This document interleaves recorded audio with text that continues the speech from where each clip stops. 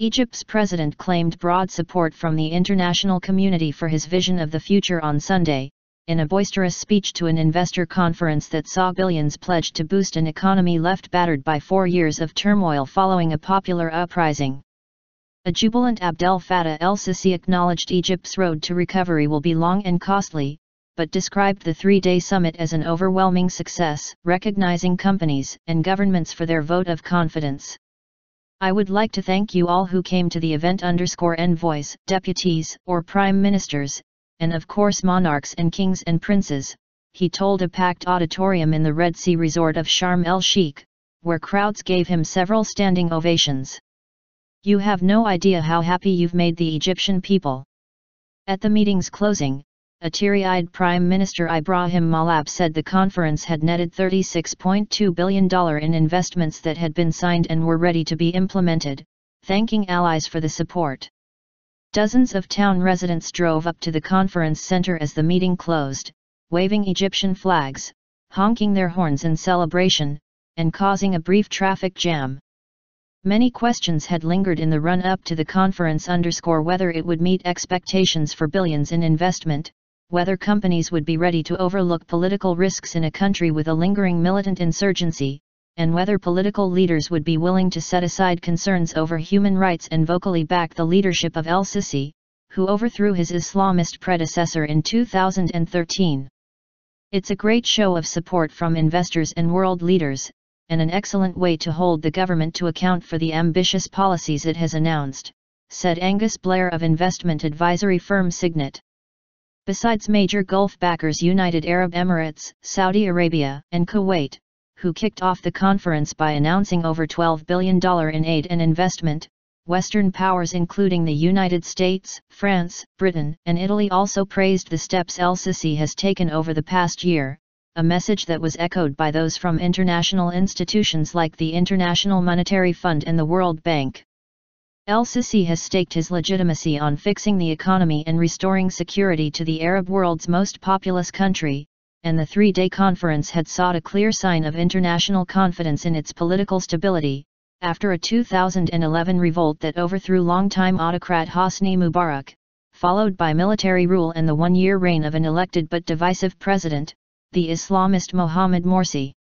Since Morsi's ouster, led by then Army Chief el-Sissi, the government has cracked down hard on his Muslim Brotherhood, other Islamists, and secular and liberal activists, with hundreds killed and thousands imprisoned. The country is also fighting Islamic militants in a corner of the Sinai Peninsula a few hundred miles, to the north. A long-running insurgency that picked up after Morsi's overthrow. In recent weeks, militants have shifted their focus to a campaign of small bombings aimed at local and foreign business interests in Cairo and other cities, including an American fast food chain, a branch of an Emirati bank, French supermarket chain Carrefour, and foreign mobile phone service companies. While the government's fierce crackdown on Islamist opponents has killed hundreds, landed some 20,000 people in prison, and brought heavy criticism over the last 20 months, none of that prevented global players from attending the conference, reaffirming their commitments to the country and boosting investments. With 22 heads of state and 3,500 delegates, it's the largest summit of CEOs and world leaders I've ever seen, said event organizer Richard Attias, who has also arranged the annual World Economic Forum in Davos, Switzerland. For his Sunday speech, an elected el-Sissi invited young Egyptian organizers to join him at the podium, where several took photos of themselves with him, including a group selfie. At the end, the participants join el-Sissi in a chant of his oft-used slogan "Long Live Egypt." Smiling wide and belting out hearty laughs in the 35-minute address, el-Sissi joked about how he drove hard bargains with top multinational executives to reduce prices, deliver ahead of schedule, and allow longer grace periods for loan repayments.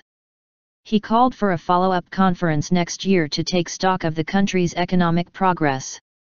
He singled out Germany's Siemens, which signed a $10.5 billion agreement to boost Egypt's deficient electricity generation, and the United States General Electric for special praise, saying they had done service for the country.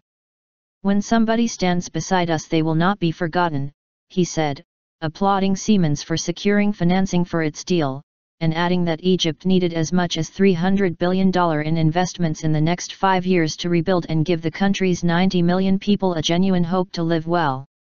"We are behind, and those who are late must either speed walk or run," he said, imploring his compatriots to never underestimate your capacities to work for the sake of your country. The majority of investments involved the energy sector, with a few blazing a trail in solar and wind power. Today Egypt has been able to demonstrate its sheer commitment into transforming its own economy through the right policies, through the right regulatory reforms as well as presenting the right set of investment opportunities, UAE Minister of State Sultan Ahmed Al-Jaber told the Associated Press. Authorities said investors committed $10.7 billion to other projects on Saturday, including a $6.5 billion deal with Egypt's Orascom Group and the Abu Dhabi-owned International Petroleum Investment Co. to build a coal-fired power plant over 4 years. Announcements continued throughout the day Sunday, including initial agreements for a $4 billion investment by British Gas. Several other investments involved solar power and renewables. The summit has been dominated by a common theme agreed upon by both government and private sector participants: the need for broader privatization and a much larger role for private companies than during the Mubarak era, when Egypt was booming but windfall profits failed to reach the country's most needy.